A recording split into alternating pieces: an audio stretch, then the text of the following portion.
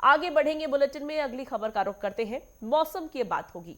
देश भर में मौसम में बड़ा बदलाव देखने को मिल रहा है। एक ओर दक्षिण भारत में भारी बारिश का अलर्ट है, तो वहीं दूसरी तरफ उत्तर भारत में गर्मी ने समय से पहले ही दस्तक दे दी है। बदलते तापमान के कारण वायरल इन्फेक्शन का खतरा भी मंडराने लगता है। देखिए ये खास रिपोर्ट।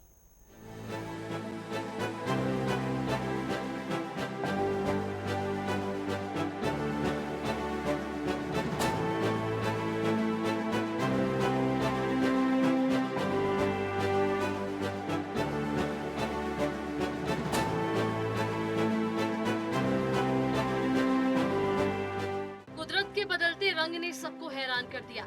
एक तरफ दक्षिण भारत में भारी बारिश का अलर्ट है, तो वहीं दूसरी तरफ भारत में समय से पहले हीट वेव की आग मिलने लगी है। दिल्ली से लेकर राजस्थान तक पारा 31 डिग्री के पार पहुंच चुका है।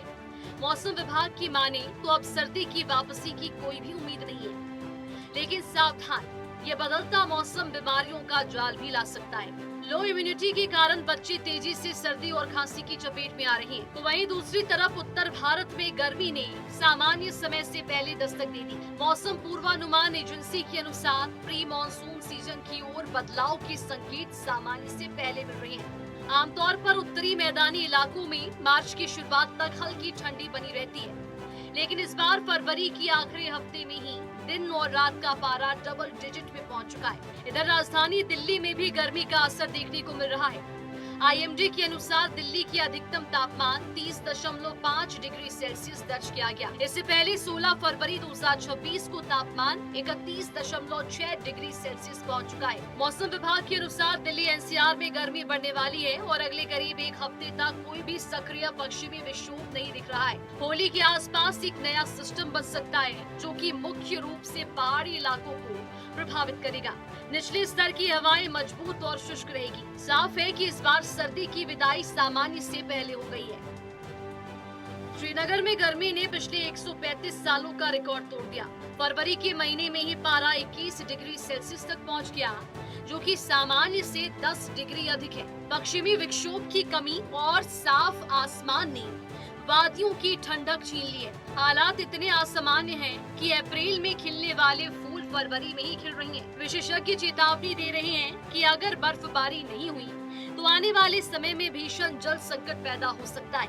तो वहीं घाटी के लोग मौसम के इस मिजाज से दहशत में हैं। फरवरी में ही हल्की गर्मी महसूस होने लगी है। घरों में रजाई और कंबल स्टोर किए जा रहे हैं, लेकिन बदलते मौसम के साथ स्वास्थ्य संबंधित चुनौतियां भी बढ़ रही है। डॉक्टरों के मुताबिक मौसम में बदलाव का सीधा असर बच्चों की इम्यूनिटी पर पड़ रहा है। खासकर कोविड काल में जन्मे कई बच्चों में लो इम्यूनिटी की शिकायत देखी जा रही है। डॉक्टर नरेश चावला ने बताया कि छोटे बच्चों के गर्म कपड़े एकदम ना बदले, पानी खूब पिलाएं और दाल सब्जी फल का भरपूर सेवन करें। जैसा कि हर साल में साइकिल होता है, सर्दियों से गर्मियाँ, गर्मियों से सर्दियाँ, तो इस साल भी ऑलमोस्ट फरवरी का अंत है और जो टेम्परेचर्स हैं ऑल अक्रॉस दिल्ली एनसीआर काफ़ी ऊपर चले गए हैं। मतलब कि ऑलमोस्ट दिन में तो ऑलमोस्ट 20, 25, 30 तक टेम्परेचर जा रहे हैं और रात को भी 9-10 से नीचे नहीं आते हैं।